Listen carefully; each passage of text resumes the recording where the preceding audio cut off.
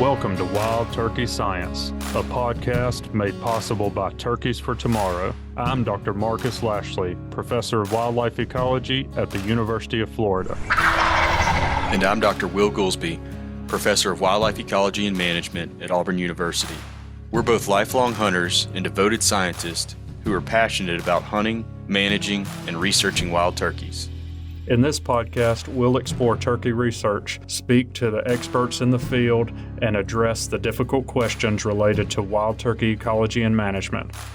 Our goal is to serve as your connection to wild turkey science.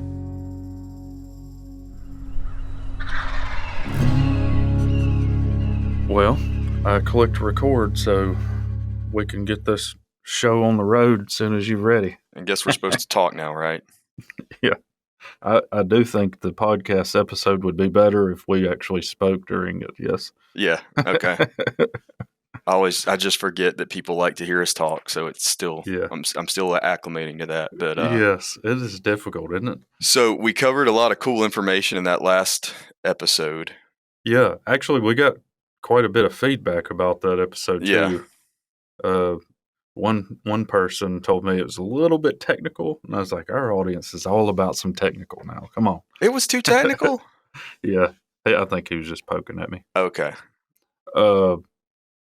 Yeah, but this is a topic that obviously both of us are really interested in. I have been for a long time. I know, I don't know about you, but I just have always been, I guess thinking or thoughtful about oaks and how they're affecting turkeys and deer and, squirrels and everything else. Yeah.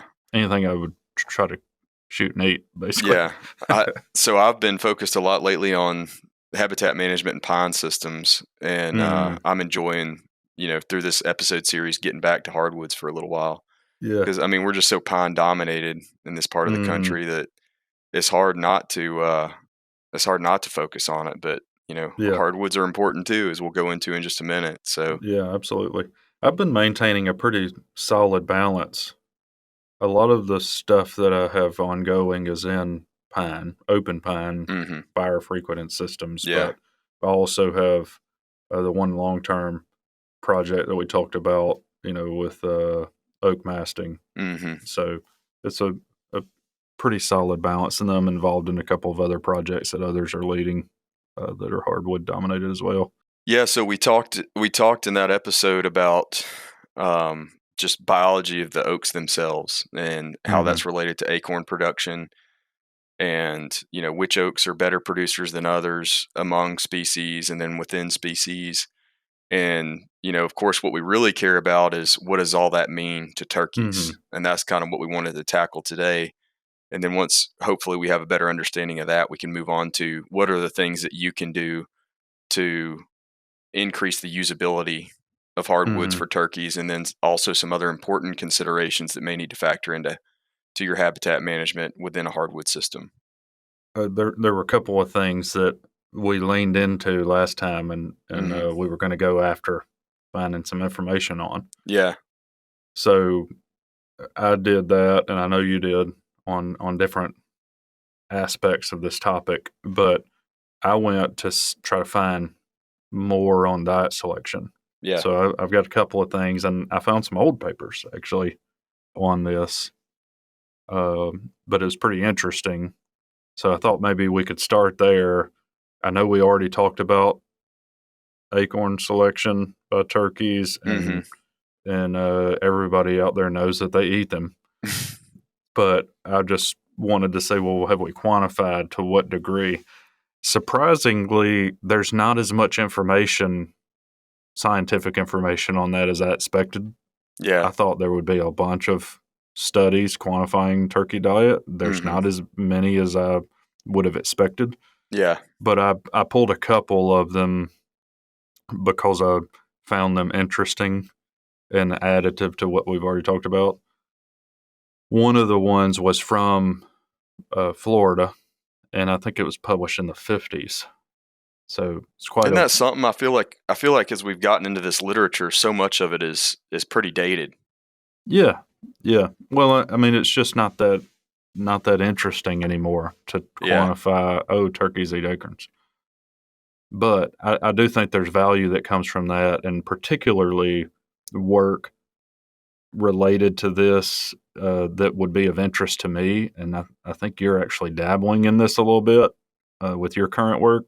Mm-hmm. But what I would find really valuable is, okay, let's go to an area or several areas ideally and quantify what turkeys are eating there, and then go in and implement changes and see how Mm-hmm. that affects what they're eating. Yeah. I think that kind of work would be really valuable, and there's almost none of it, Yeah. which is surprising to me. Yeah. On any species, really, but turkeys certainly. So, from the Florida study, they they looked in the crops of a bunch of turkeys. Let's see, 32 crops is what So, the table I'm looking at. only 32. Okay. Yeah, What time of year were they collected? looks like fall and winter. Okay. And this, let me well, I'll tell you the author in a minute. I don't want to lose my place in the this was scanned in this paper, Of course so it it's a little bit was. harder to navigate. Uh, yeah, so they basically quantified the proportion, like as a percentage of the crop that Mm. acorns were in, and then looked at that on average across the 32. Mm-hmm. But then they also have a different metric. I think we've talked about this before, Yeah. where they look at how often do acorns show up in the crop. Yeah. Versus what percentage of the crop contents do they represent? Yeah, Two different things. yeah. So they're and it's really common in these diet analyses, for whatever species, to do it in both ways Mm-hmm. because it sometimes gives you a little bit different view on what's going on. Yeah. So percent of crop tells you more about like how much each individual is consuming of Yeah, and each that food at that item. given time, so it Right. gives you a snapshot of what proportion of their diet's actually that thing. Yeah. And the other thing is telling you how frequently they include it in their diet. Right. So it may seem weird to do it that way, but let's think about things based on the relative abundance in the environment. So if you had, if there was some item that's relatively rare, but turkeys really like it, Mm-hmm. it would always show up as relatively low proportion of their diet, but it would frequently be included, Yeah. right? So it tells you a lot uh, about how those different things work. I guess they Yeah. both tell you a lot about the It's kind of how much of it do they eat versus how often do they use it. right. Whereas if there's one bush out there that's got a berry they really love, but it's super rare, they eat it every time they get it. So you find it frequently, but there's never much of it when they find it. Mm-hmm. So the opposing thing is it might be dominating the diet, but it's only once, Yeah. right? So Right. there's different ways you can interpret that, but we commonly do both types of metrics, and they did in this study. In terms of the quantity, would you like to guess what proportion on average of those 32 crops was acorn? And this is mainly winter. Percent of content Yeah, like what percent of the diet do you think? during fall and winter. Yeah, And I think the data is mainly winter where was the study area? because they keep saying winter foods. Across Florida, looks like northern Florida mainly. Okay. 40%? That's pretty close. It was 53%, Well, 54 if you maybe I round. do know a thing or two about turkeys. It's Yeah, debatable. I think you were doing the same thing I was doing, where I was kind of trying to think of how available it would be. Yeah. In a lot of Florida, it's probably not a super high availability. Yeah. If that was in like eastern Tennessee, North Georgia, western North Carolina, I would have guessed closer to like 60%. Yeah. So, what species would you guess dominated it? In the panhandle of Florida, Just in Florida in general, but water I oak. think I think a lot of it was up there. Water oak. What is? it ranked G. So what is that? 1, 2, 3, 4, 5, 6th. Wow. Yeah. They didn't rank it by number. They ranked Yeah. it by letter, which is interesting. Yeah. So let me back up. Oak was the number one item. Mm-hmm. The reason they ranked it by letter is because they ranked genera by numbers and species by letters within the genera. Good Lord. Or within the genus. So we can't be doing all that math. They've got all the oaks that they found in it, and Quercus nigra, water oak, was ranked 6th. So who was number 1? Live oak. Okay. Which makes a lot of sense. It does. That is the, especially in the panhandle, even in the pine savannas and the uplands, it's often a live oak. You've got lots of big live oaks. And then, of course, across a lot of the coastal plain, they're really common. So, but they actually made up 48.5% of the diet. Okay. On average. Wow. So, and that's a small, readily available acorn. It's a consistent producer from year to year, as best I know. Yeah. Well, the other thing for you to consider is that it isn't like they did this over 20 years, so it may have only been the only one available. True. Because it was the only one in the study areas, or because it was the only one producing that year. There's lots of things that could influence this, so don't read into, I've got to go plant live oak everywhere if I want turkeys to have acorns. That's not the way to interpret this, but I just thought it'd be a fun thought experiment for us to go through. So take that into consideration. While we're on this topic, you and I discussed something that we wanted to clarify from the last episode, and that was reiterated to me yesterday because of it was actually one of the answers that one of my students provided on an exam. Oh, yeah. Relative to red and white oaks and differences in biology and things like that. And a lot of people, when we talk about the masting cycle of red oaks and white oaks, and they hear that red oaks produce on a 2-year cycle, or it's really like 18 months, right? So they flower in spring, and then that fertilization event produces an acorn, not that fall, but the following fall. But that doesn't mean that red oaks, this is the point of clarification that we wanted to provide, was that doesn't mean that red oaks only produce acorns every other year. They're capable of producing them every year because they have 2 cohorts of acorns developing on their branches at any given time. When they all, you most of the time, so on an individual oak, they have 2 age classes of acorn growing on it at a given time. Right. Or they can. They red don't oaks necessarily. Do. Yeah. Yeah, red oak. And I see that too. There's some confusion there that people think, they only flower every other year. But they actually can flower every year. Right. The individual can. Right. And it just happens you usually have a big flowering event and a smaller flowering event as part of that as well. Yeah, but I think that's a good point of clarification, and I'm glad it came back to you again after I brought it up to you. Yeah. So I do see some confusion on that. I don't know how that would affect you managing it, but it is a good point of clarification. Yeah, so the other oaks that they found in this study, so live oak was number 1, laurel oak was number 2. Okay. Shoe mart oak. I almost went with laurel oak instead of water oak because I feel like it fills kind of that same role that water oak does further up in the coastal plain. Yeah. We find a lot of sites where both of them are like, those are the dominant 2. But yeah, so we've got laurel oak, shoe mart oak, turkey oak, willow oak, water oak, Chapman oak.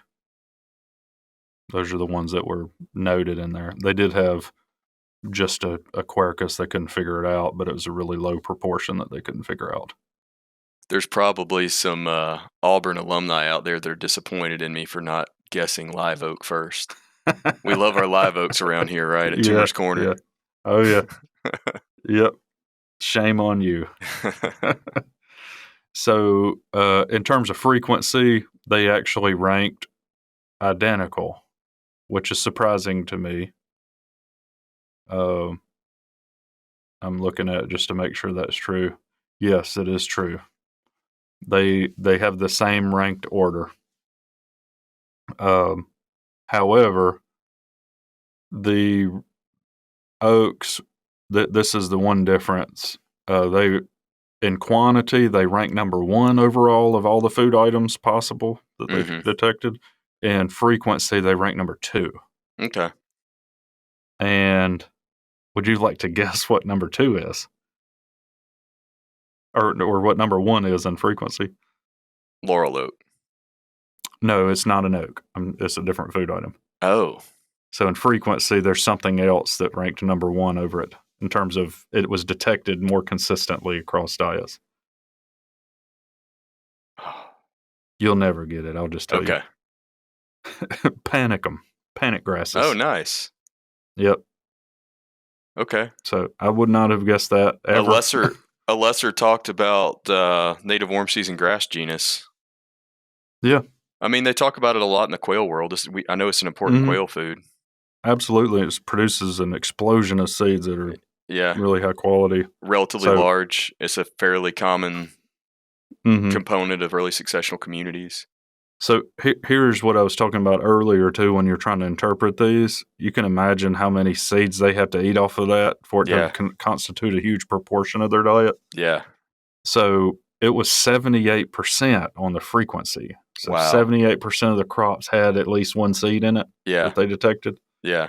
But in terms of the proportion of the diet, it was only 0.5% on average. Yeah. So it's rarely making up a large proportion, but they eat it every time they walk by it, basically. Yeah. And I think that's an important point too, to try to keep people, while we're focusing on hardwoods and oak systems, just keep the big picture in mind and understand that there are, even during fall and winter, other food items that aren't commonly found in hardwood forests, like panic grasses, that are still an important component of the diet. So, we're managing not for a single cover type, but for a diversity. And I've got some data that also backs that up here in just a little bit. Yeah, good. That was Chemnitz. I think that's how you We're going to go with it. Yeah. Schemnitz. Chemnitz. I'm pretty sure that's it. Schnitz. I would have went with Chemnitz too. Man, we really butcher some names on this thing. I'm just glad I'm not the only one that does it. I feel like you're always making fun of me, but today it's you. Yeah. Well, you act like you're not making fun of me. All my articles today were purposefully chosen to have easy to pronounce names. Yeah. Good. So while we're on this topic, I did find a source for quality. Mm-hmm. So there was Scott Decker and others published a paper in 1991, and they measured the quality of acorns relative to other foods. And the red oak acorns in their study that they tested were about 14% fat, which was more than double the fat content of the next leading item that they had, which they looked at juniper berries and apples and a few other things that, fern, like sensitive fern, winterberry, barberry, multiflora rose, several things.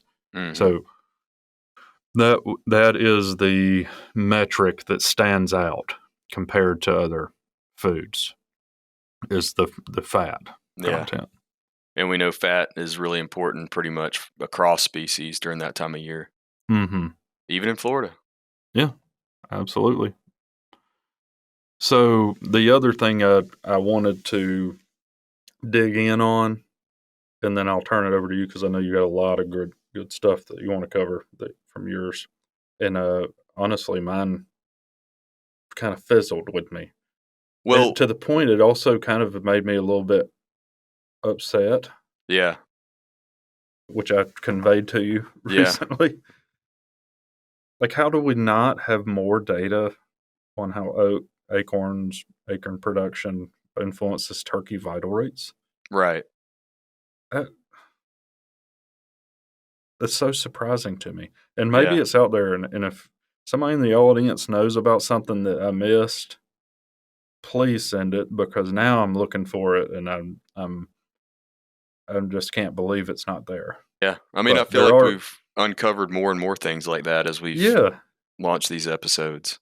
Like, how do we not have really good data sets from multiple places quantifying how acorn production in a season equates into vital rates, not only through that season for turkeys, but also in the subsequent reproductive Mm-hmm. event in the next Yeah. spring?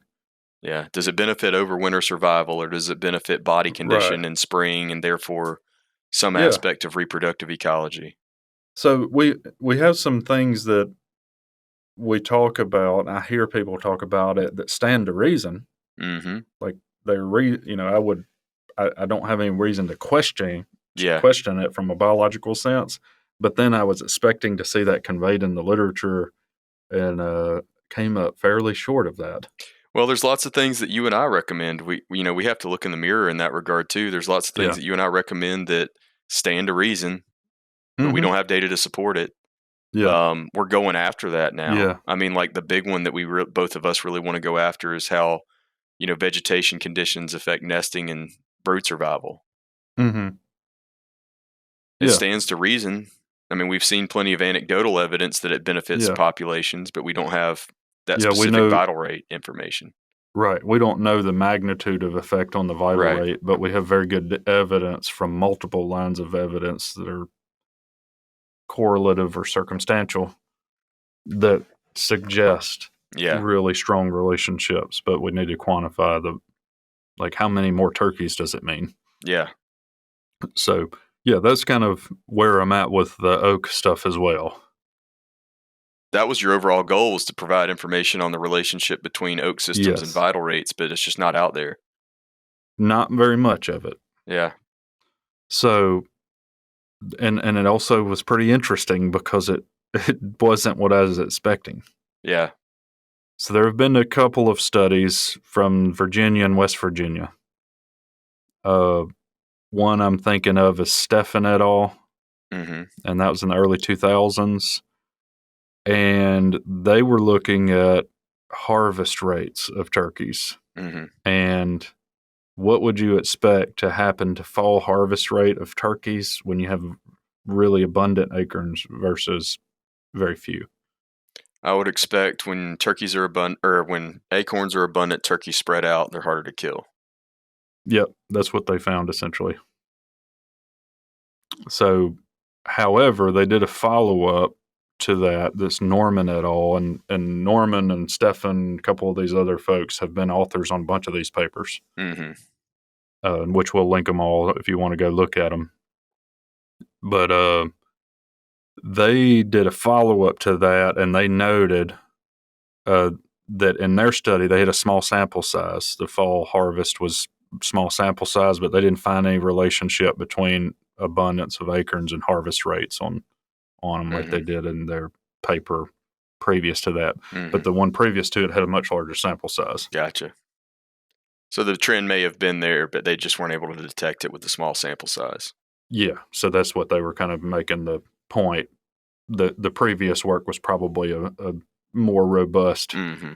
thing, and I don't recall the actual number, but it wasn't that much of, like, it was statistically different in the harvest rate, but I don't remember it being overwhelming. Yeah. Like, it wasn't like, triple the amount of survival from hunting. Yeah. Like, it didn't decrease it so much that it was shocking to me. We'll just put it that way. But I don't have the number right in front of me for it from the So Stefan paper. let's just assume. Well, I think that's too far off topic. You keep going. Yeah, well, we're about to get into the weeds, I think. Okay. So in the Norman paper, they did have a large sample size, over 200 turkeys tagged, male turkeys. in this study. And that's one of the reasons they had a low sample size for the fall, is because I think they only had males tagged in this study, Mm-hmm. and a lot of the harvest, it's already relatively low anyway, the harvest rate in fall, Yeah. but it's also not just males, and it's often skewed toward females and Yeah. juveniles. So, but they did track how acorn abundance in the fall affected male harvest rates in the subsequent spring. Mm. So basically, if we have a good acorn crop this year during the fall, how is our next turkey season going to be affected? Mm-hmm. So when they had a good year, with really abundant white oak acorns, that they're, I need to specify that this was about the white oak abundance. When they had a good year, what do you think happened to the survival rate of the males in the next season, the next turkey season? It went up. Why do you think it went up? I'm thinking better body condition. Yeah, they're in better condition, probably can withstand more scrutiny.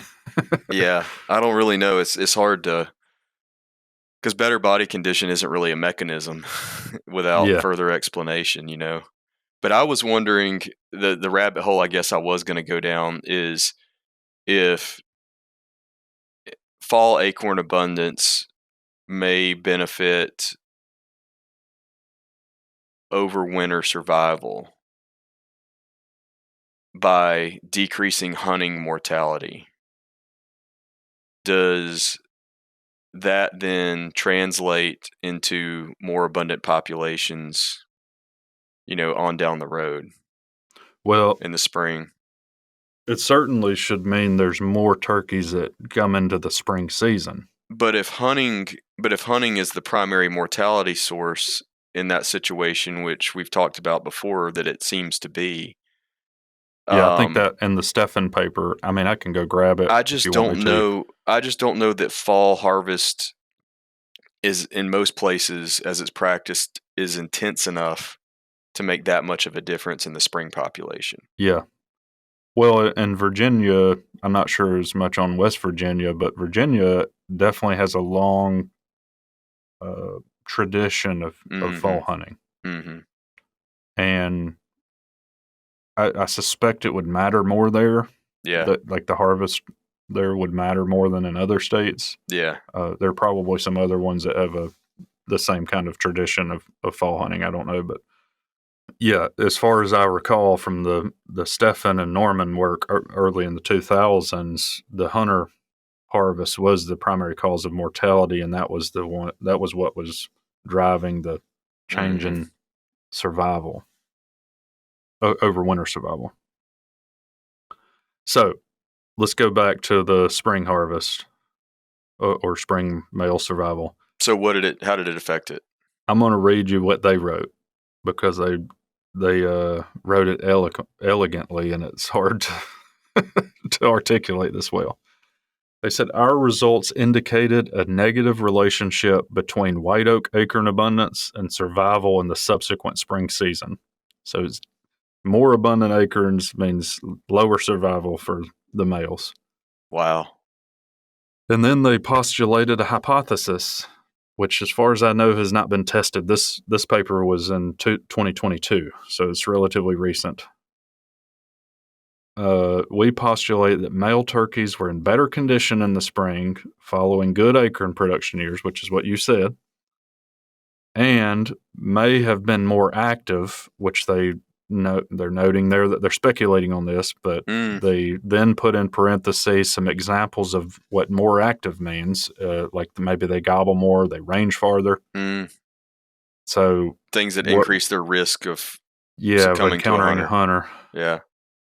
So and they're speculating on that point. They don't have data on it, but they're trying to reconcile why the relationship was negative, and therefore we're more vulnerable to hunting. So And then they countered that point. Go ahead. how many years of hunting season survival data did they have following poor versus good acorn production? That's a good question. The data set was 2004, 5, 6, 7. So that's a 4-year time span. Yep. So you're not going to capture more than a couple of good or poor production years in that time span. That's right. So it could have been that there was just something else that was related to hunter success or hunter effort or things like that that could have created that spurious relationship. It could be. But it's the best data that's out there. Yeah. Well, I shouldn't have called the relationship spurious. I should have said that it could be. We don't know the mechanism. Yeah. Right. I think the fact that it changed is probably fairly solid, and it correlated with acorn abundance. Right. In fact, they ran 10 competing models, and I don't want to get too much in the weeds because I don't think the audience really cares about this, and it makes it really hard to understand and interpret. Mm-hmm. But they ran a bunch of models that were competing against each other to see the relative importance of variables. Is that a good way to put this? Yeah. And white oak acorn abundance ranked in the top many of the models. Did any of those other models contain parameters that were related to hunting activity or like hunting pressure or hunter numbers or? Well, I mean, they've got 10 tables in here worth of data, so it's hard to maybe answer that directly. So maybe. Let's see. And we're probably going too deep on a study that is very preliminary. I mean, not preliminary in the sense that, it's been published, but it's just kind of a first shot at this whole question. Yeah, and it is a tough question to address. Yeah. It seems like it's easy, but it's not. I mean, ideally, if you were trying to get at this, you would have, many years of data during abundant acorn crops and poor acorn crops and start to better establish that relationship. Mm-hmm. So they had gobble index, which I'm not sure exactly what that means, but they surveyed gobbling somehow. They also had year in the model, which actually paralleled really well because the year is basically correlated almost perfectly with acorn abundance, but it's not perfect because they had multiple sites, which the gobbling index did show up in some of the top models. So that may be why they said that about gobbling. Like maybe they were gobbling more. They feel good. Yeah, and maybe that's individuals gobbling more, or maybe it's more gobblers made it to the spring season, right? That otherwise would have died in the fall season. So either way, I'm about that. So more acorns meant more gobbling. That I'm good with that part. So I don't necessarily think we should interpret the higher mortality rate as a negative thing. Right. For the population, right. or as it stands. I just thought it was surprising that was what, the overarching thing. This is another one of those landscape scale questions where if you were in a state that was banding a lot of turkeys, you could start to, accumulate a pretty solid data set on looking at differences in survival as a function of acorn crop. Yep. From one year to the next, just as kind of a... Yeah, that'd be really cool. And, honestly, we may have some of that data that exists already. Yeah, there's been some states that have done that. It just needs to be put together. They did counter their point, and then we'll move on, about the turkeys being more wide-ranging. They countered it with a Throgmorton 2001 paper where they basically looked at home range size as it related to female weight and showed that the heavier females going into spring had a smaller home range than lighter weight females. Yeah. Yep. That plays right into the next thing I was going to share. Oh, good. And, you remember when we had Brett Collier on, he did an analysis at some point, and he talked about it a little bit on that episode, or one of the two episodes he came on, where body condition of the female, I think they've measured the weight, did affect the nest initiation and Mm-hmm. or the nesting success of the individual. I'm not sure. Yeah. I can't remember the details on that. Do you remember them? All I remember him talking about is nest participation. Yeah. Initiating at least one nest. Okay. So we should see if we can dig that up again and include it, but I can't remember exactly. But I do seem to recall there was some link between Mm-hmm. the female's body weight. So there are many ways that oaks and acorn production could affect them that are reasonable. Yeah. This was the best data I could find that actually tried to quantify vital rate, and it was surprising to me because it was negative instead of positive. Mm-hmm. Yeah. So uh, another thing that you should keep in mind is that this turkeys aren't operating in a vacuum. There's a whole bunch of other species that are also being influenced by Mm-hmm. acorn crops, and in some cases that could become negative to turkeys. Mm-hmm. So don't think that the only way that oaks through acorn production are affecting turkeys is by how much they eat and what their body condition is, because it could also influence mammal abundance, for instance, that eat Mm-hmm. eggs Yeah. or that are predators of multiple life stages of turkeys. Like there's lots of things that could go on, and there is some evidence from other species that those mechanisms are at play, Mm-hmm. where big acorn crops might lead to higher nest predation, for instance. We don't have that on turkeys, but I just wanted to throw it out there. We kind of intuitively just expect a lot of acorns means a lot of turkeys, and it's more complex than that. Yeah. So, for example, there's some data that show that abundant acorn crops influence rodent populations, Hmm. and so That's you been have really well established.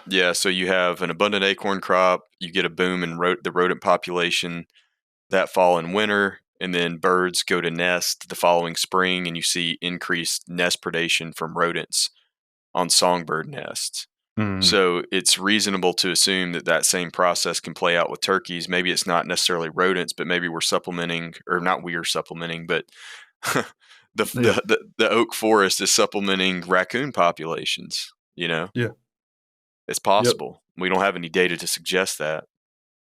Yep. Not anything that, not any smoking guns, but I do think it's valuable for us to really critically think through that this is more complex than Oh more yeah, acorns means more turkeys. yeah. So since you were unable to find much literature on on the relationship between acorns and turkeys related to body condition or vital rates, although you did find a little bit on body condition. I pulled a few things out that were related to other species that allow us to speculate on how that relationship might occur for turkeys, or at least suggest that there is a relationship there, right? Mhm. Um, and I went to McShay et al., which we're going to talk about quite a bit in here in just a little bit, based off of or relative to a lot of other work that was in this particular paper. Um, but one of the things that they mentioned in that paper, where they were talking about changes in oak forests across the landscape, they had a few tidbits in there that I pulled on the importance of oaks to wildlife. And so, similar to the relationship that you just shared related to hen body condition and range, was it home range size? Mhm. A similar pattern has been observed in ruffed grouse, where their annual home ranges increased 2.5-fold in years with poor acorn production, which makes sense. They're having to travel farther to accumulate more food resources. Mhm. And we were just talking about the ecology and remembering how complex all this is, right? So you think about that. And so a poor production year within the context of turkeys is potentially impacting that population or the individuals within it in two different ways. So, one, the obvious one that we always think about, there's less food for them to eat, but then it's kind of a two-layer potential negative Mhm. effect, in the sense that there's less food and they have to travel farther to get the food that is there. Mhm. Which puts them at more risk. Exactly. It puts them at greater risk of predation. They're expending Yeah. more energy while acquiring less food. Another factor that I have started thinking about more and I think is overlooked a lot is desperation. Yeah. things start making bad decisions when they get desperate, and that is also playing in at the individual Mm-hmm. level, that they may take more risks when they're in more need, I guess, of Yeah. food. Kind of like my decision making when I turkey hunt. As it gets later in the morning, you start taking more risks. Or later in the season. Oh yeah, I guess on multiple timescales. Yeah. Or you work the same or what you think is the same bird multiple times, and he keeps frustrating you, so you just start doing stupid stuff. Mm-hmm. And sometimes it works and sometimes it doesn't. But Isn't it funny though that according to some of Mike Chamberlain and their data, and I've heard him talk about it a lot, if that is a different turkey every time, yeah. or is often several switching in, Yeah. and you think it's the same one, and they start doing crazy things on a turkey that you may not have even interacted with. Yeah. So sticking with the ruffed grouse, female ruffed grouse with acorns that were found with acorns in their crop during early spring had a greater percent body fat than the females that they collected that didn't have acorns in the crop. So there again, another link between acorn crop and body condition, and this is a ground nesting bird similar to turkeys. Mm-hmm. Black bears, so they've linked black bear body fat to acorn production, and acorn production has been linked to productivity in white-tailed deer populations in southern Appalachia. Mm-hmm. So it stands to reason, again, to use that term, Yeah. that there is a significant biological consequence of good versus poor acorn production years for turkeys, but it really hasn't been well established yet. Yeah, that's a good way to put it. When a lot of people think that it's silly to even consider, but I will remind you, it's more complex. A lot of these facultative predators, things that would eat a turkey but don't just eat turkeys. So a lot of those eat acorns too. Yep. So that's just one way that it could increase the complexity. Like, Yeah. you may even be in better condition, but if there's more predators or they're in better condition, that might be bad for you. Yeah. And the one that I bring up a lot too, because of where we live, is pigs. Mm-hmm. Think about it. If given all the evidence that I just shared about the relationship between acorn production and body condition or home range size and things like that, and a variety of species, you throw pigs into that mix. Well, that's another competitor for those acorns. And, Yeah. And they it's could, very well established. There was a great study in Europe showing that pig reproduction is being governed by yeah. masting. Yeah. So it's not only benefiting their populations, but it potentially is also a detriment to turkeys by, having to share that resource with more mouths. Yeah. So the other thing that I went into before we talk about how hardwood forests are changing is a lot of telemetry publications, just looking at turkey use for hardwood forest. How often do they select those areas, and kind of what are they doing there? Right. So the first one that I was going to talk about, kind of starting with more broad relationships and then narrowing in on some specific uses. There was a paper by Kyle Marable and others, Mississippi State, 2023, and they found that turkeys were less likely to use areas, and this was in the Mississippi Alluvial Valley. And they found pretty much that as you got further away from a mature hardwood forest, the less likely turkeys were to use that area. So it seems to be that those mature hardwood forests were kind of an anchor point for turkey home ranges. Is there any more information in that paper on what the landscape was like? I mean, are they restricting it to forested, or is that including agriculture? Because in that region, that's something that just dawned on me. Farther from hardwoods may mean that you're out in the middle of a cornfield. Yeah. And you're miles from a tree. Right. I'm not sure without looking it back up. Yeah. So, and I guess we're doing this on every paper that we go into detail on. We're picking them apart, but that's our job to do that. Yeah, and that's why we're that's why we rely on the peer review process Right. to make sure that we are casting the data in the strongest way and that it is, the inference being made is within the scope of the data set. Mm-hmm. So, but those are interesting questions.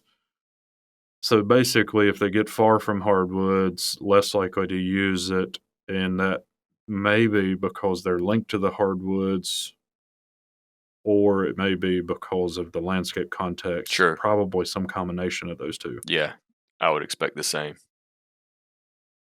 So another kind of big picture paper that I came across was Burke et al. That was published in 1990. And they were tracking hens in Mississippi, and this was a pine dominated landscape. Mm-hmm. And they found that hens used SMZs, which, for those of you that aren't familiar with the term, that stands for a streamside management zone. And so this is essentially just a buffer strip of hardwoods that is often left alongside um, creeks and streams throughout a pine stand. So there's Mm-hmm. no pine harvesting going on within that area. Basically, just think of it as a stream corridor or a creek corridor that has hardwoods on both sides. And then once you get, there's varying widths of these Mm-hmm. SMZs depending on where you are and what standards Mm-hmm. or voluntary constraints the logging operation is adhering to. But these are basically just unharvested strips of hardwoods within pine plantations. And they found that hens use those areas more than expected during years of acorn abundance. So, no surprise, they're selecting Mm-hmm. for a food resource. But they shifted to the surrounding pines during winters of poor acorn crops. And so I see that as kind of a call for diversity, right? Mm-hmm. So we want to emphasize that despite the fact that we're talking a lot about the importance of hardwoods to turkeys, they're not the only cover type that we Mm-hmm. need if we're trying to maximize abundance. Yep. They also found that all nest attempts and most brooding ranges were within pine plantations. So the hens were choosing to nest and brood in those pines instead of those Another SMZs. another good reason why you don't want everything to just be hardwood. Right. Yep. But I'm going to share some stuff in just a second that talks about some hens that were brooding in hardwoods as well. So it just, Mm-hmm. again, context dependent. Um, Turkeys used those streamside management zones, those hardwood strips, for traveling, roosting, feeding, loafing, and presumably as cool areas during the summer. They went on to say that for those purposes, turkeys generally preferred medium to wide SMZs over more narrow ones. Makes sense. So I think especially an important take home from this is within a pine dominated landscape that those hardwood strips, those streamside management zones, serve several important functions in turkey biology. And the obvious ones are like roosting that everybody thinks of, and feeding that everybody probably thinks of as well, and maybe loafing during the middle of the day to stay cool. But I think the one that oftentimes gets overlooked that I know you emphasize a lot is the connectivity that they provide throughout Mm-hmm. that landscape. Yeah. Agreed. And Very so important. I've talked to some really astute turkey managers that are intentionally increasing over time the width of their SMZs to try to Mm-hmm. benefit turkeys. So they're widening those out, whereas before maybe they only left a 50-foot undisturbed buffer on the side of a stream. Now they're doubling that out to 100 feet Mm-hmm. in an attempt to try to increase usable space by turkeys for Mm-hmm. turkeys. Yeah. Particularly important for the mid, you know, I guess a couple of years after planting in those pine Oh plantations up yeah, through the first thinning. yeah. Up until they That get thinned for the first time. yeah. Otherwise, The those areas are going to SMZ. serve as a Yeah. huge buffer to turkey move or barrier to turkey movements. Yeah, exactly. Unless you have that corridor. Yeah, I've seen that on several properties where turkeys historically roosted in one place and they generally, had a pattern of movement to another part of the property. But then a stand, especially if it's like a long linear stand, is harvested Mm-hmm. along that movement path so that turkeys would have to go a really long way around to get to that area that they used to frequent. They just quit Mm-hmm. using it. Yeah. Makes sense. So you got to think about that connectivity. All right. The next one that I was going to share was by Davis et al. This was Annie Davis, 2017 Mississippi State publication. Relative abundance of gobblers had a nonlinear relationship with percent cover of hardwood forest. So Can basically, you expand what is nonlinear for our right. audience? Yeah, I so know a what lot it of is, times but when we think about how things, especially like to non-scientists that don't think about this as often as we do, you think about a relationship between two factors, right? Like acorn abundance and body fat, for example, because we've right. been talking about that a lot. And you would expect more acorns, body fat just keeps increasing, Yeah. But the reality that we oftentimes think about it as scientists is that there's some point of diminishing returns, right? Where that Right. relationship between those two variables change. And so Yeah, we've been so talking basically about, you could keep adding acorns, but at some point they can't use anymore. yeah, right. And so in that scenario, the line would probably, increase as expected, and then you'd eventually plateau. Yeah. So But we've, you might increase in this linear relationship until you satiate turkeys where they no yeah, longer could intake any more acorns, no right. matter how many are on the landscape, and then that line basically becomes flat. Yeah. Which, as we've talked about, we're probably actually doing that with corn. Always Oh circling man. back. Always circling back. Um, You mean the but kern? yeah, but that relationship, there's not this. That relationship is not linear for turkeys in hardwood cover, right? So Hmm. we reach a certain point, and this is what they found in this Davis paper, that there's too many hardwoods, Yeah. proportionally across the landscape. And Well, and that, this is speaking directly to what we've said multiple times, both exactly. of us through this episode, that Hmm. yeah, there's a point of diminishing returns. Yeah, You don't want everything to be hardwood. that's exactly right. And so that's exactly what they found, is that relative abundance of gobblers increased up until 29% of the landscape was comprised of hardwood forest. So right at around a third was hardwood Hmm. forest, after which it started to decline. Okay. So about a third of the landscape was the optimal configuration of hardwoods or Hmm. contribution of hardwoods Yeah, at which you'd have the maximum number of gobblers yeah, based on their word. that's right. Seems pretty solid to me. Well, and I Yeah, I think mean, that there's another important point that can be gleaned from this. And and this really will tie us into our next episode on managing hardwoods, mm-hmm, is you have to keep in mind that the relationships that are documented in these studies are for oftentimes these different stand types. So we're talking about like pine plantation versus hardwood plantation as they are managed on that specific study site, mm-hmm, which is oftentimes the status quo of what most stands of that type are managed as in other areas as well.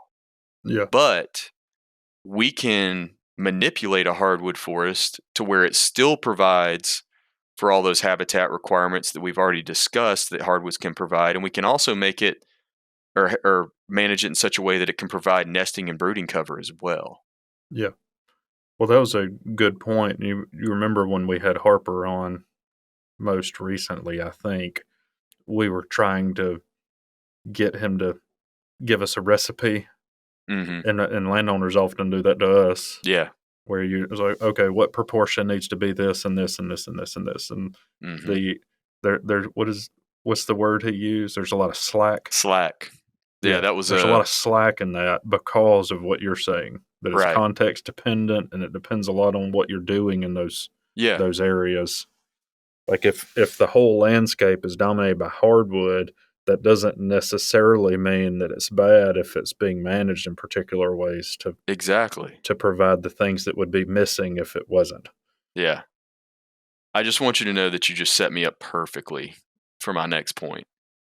Good. Perfect demonstration of That's what that. I'm here for, man. So we Set just you up. I want it to be like T-ball. I want to set it up there and just let you swing away.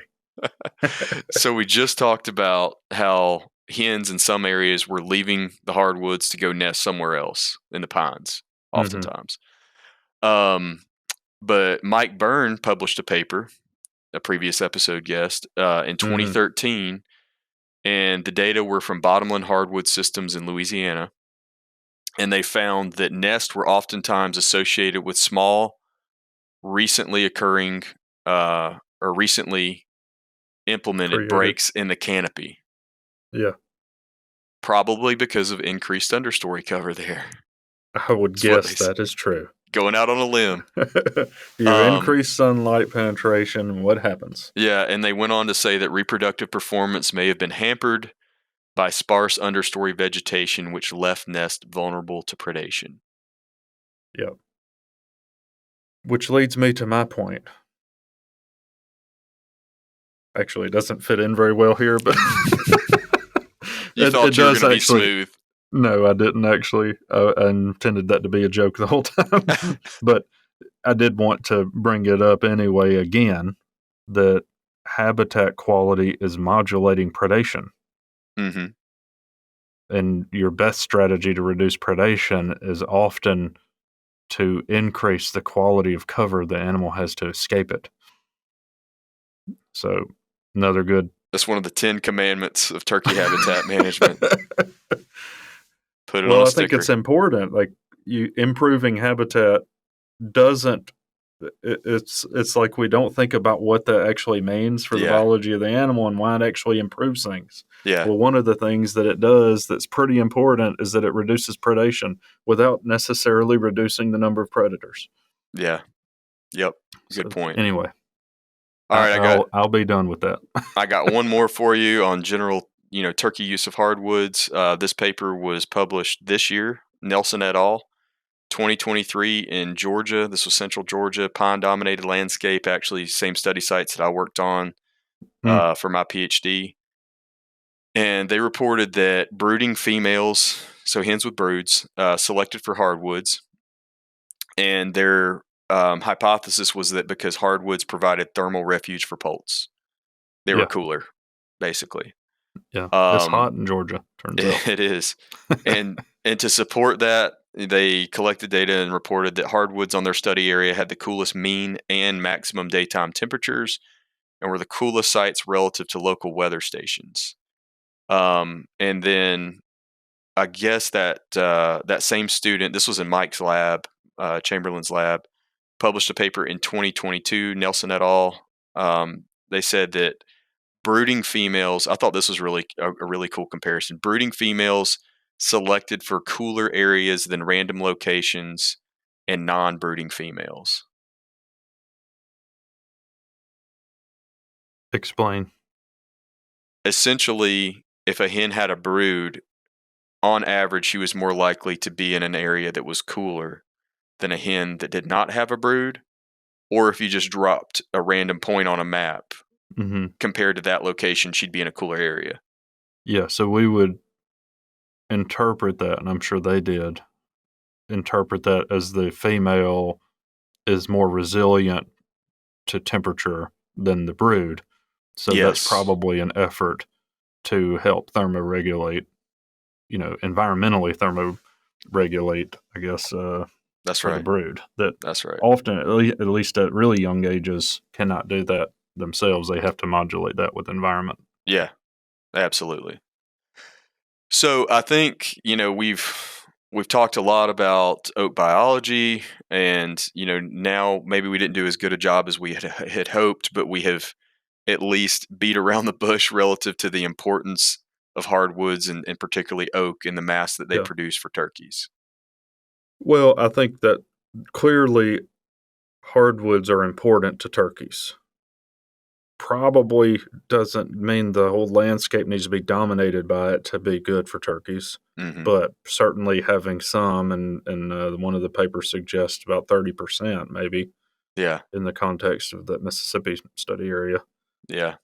Some proportion of the landscape, whether or not acorn abundance necessarily equates into tons more turkeys is a little less well established. But I will say a lot of our management actions that we are focusing on are to maintain or increase mass production as part of that management. So, Yeah. keep that in mind. But otherwise, I think that was about as thorough as we could do on the topic. Right. So, and I'm ready to get into the management stuff because I know that gets both of us fired up. So I know we only have a few minutes left together here today, but before we get into management, I do think it's important to establish, what the general trends have been as far as oak forests across Mm-hmm. the landscape of the United States. In general, they're declining. Yeah. And there's Which in the this Pine Belt, people would have probably guessed that, but maybe right. not in other parts. And that's ubiquitous across the hardwoods regions, right? Yeah, absolutely. So I've got this paper here that did a really good job of covering it. It's McShay et al. And they mentioned that the primary reason for oak forest decline is fire suppression, increased deer abundance, and introduced diseases and pathogens. So fire suppression, because fire actually plays a role in the ecology of oak recruitment, we're going to talk about in our next episode. Yep. Increased deer abundance because deer are mowing down young regenerating oaks. And then, we have these introduced diseases and pathogens, like gypsy moth, for example, this influencing oaks as well. So just some stats on that real briefly here. Over the past decade, and this is how they wrote it at the time the paper was published. So this was 96 to 2006. Average proportion of forest land and oak forest types has remained similar. So average proportion of forest land in oak forest has remained the same, but their distribution has changed. Okay. So what's happening varies by what state you're talking about. So for example, in Indiana, so like you said, we have data outside the Pine Belt. In Indiana, Kentucky, Rhode Island, and Ohio, those areas have seen the largest increases in oak forest area. In contrast with Alabama, which is not surprising to me, is seeing a decline because there's a lot of conversion to pine. But Iowa, same boat. Tennessee, all three of those states have seen decreases in oak forest coverage ranging from 11 up to 25%. I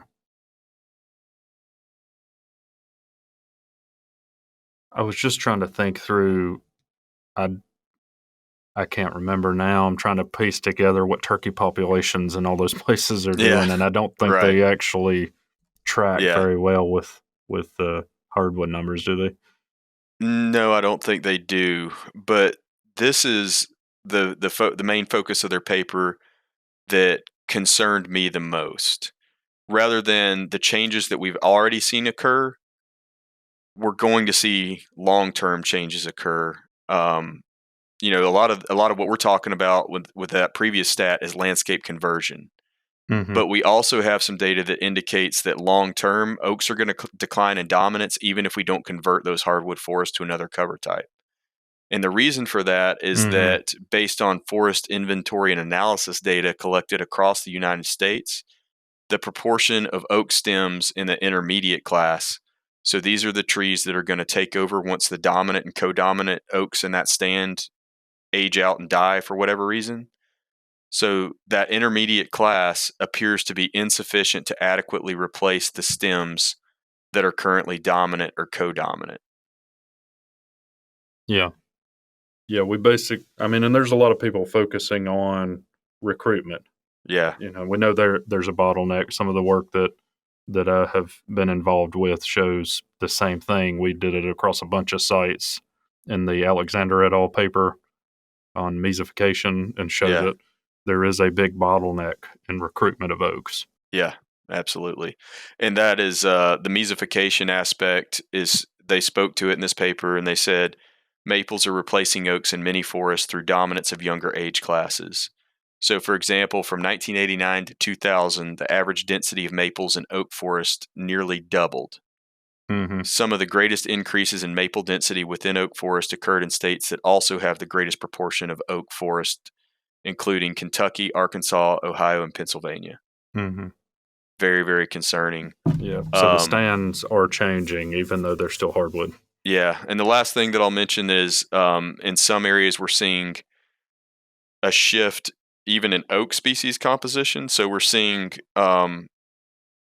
areas that were once white oak dominated that are now being taken over by red and chestnut oak. And they reported they speculated that was due to changes in climate, land use, and the severity of disturbances that have been occurring in those forests. Mm-hmm. So basically, environmental conditions are shifting to favor other species of oak compared to white oak. Mm-hmm.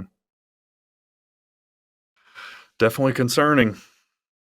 Yeah, makes our follow-up episode on management even more important. absolutely. So and we'll talk about we will get into recruitment of oaks as well as are influenced by some of those practices. So, but I wanted to set that stage because it's probably not that intuitive to a lot of turkey managers why recruitment of oaks matters. But yeah, so we don't need to just focus on acorn production, and we don't just need to focus on diversifying turkey use of hardwoods by developing the understory in addition to the crowns, but we also need to think about what's going to happen many years down the road. Right. Yeah, we want it to be sustainable for our grandchildren and so on. Absolutely. All right. Well, anything else? That's it. I know you got to run, but yeah, I feel like it was a really dense episode and we're already over an hour. So, well, I hope y'all enjoyed it. Give us some feedback if you get a chance. We always appreciate reviews.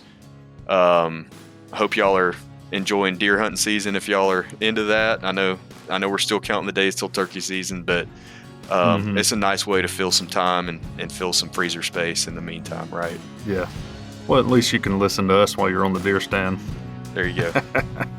Yeah, we appreciate everybody. Thanks for the support, and hopefully we did that justice. If not, let us know. You know us well enough to know we'll incorporate things when you bring it up. That's right. So thanks, everybody. Thank y'all. Wild Turkey Science is part of the Natural Resources University podcast network and is made possible by Turkeys for Tomorrow, a grassroots organization dedicated to the wild turkey. To learn more about TFT, check out turkeysfortomorrow.org.